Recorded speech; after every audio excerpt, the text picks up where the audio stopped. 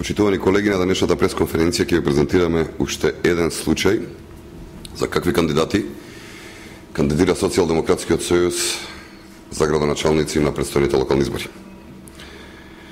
Социјалдемократскиот сојуз и на овие избори излезе со стари, потрошени кадри, зад кои што стојат низа афери и скандали. Борбата на Социјалдемократскиот сојуз е да се врати времето кога функциите, нивните кадри ги користеа за лично обогатење и профит. Пример за тоа ви е кандидатот за градоначалник на Социјалдемократскиот сојуз од Штип Здравко Коцев.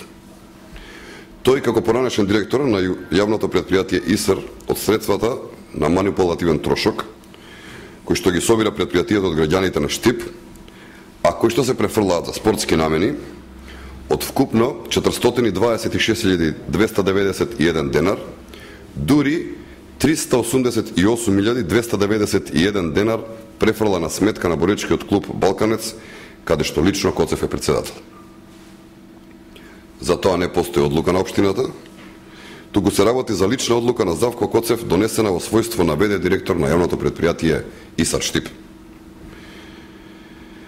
Останатите боречки клубови добиваат символични износи од по само 2.000 или 6.000 денари.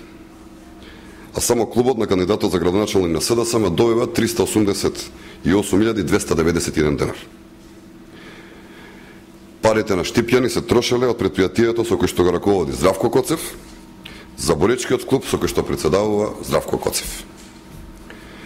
Ова е скандал кој потврдува дека зад кандидатот на СДСМ за градоначалник на Штип Здравко Коцев приоритет се личните, а не интересите на граѓаните.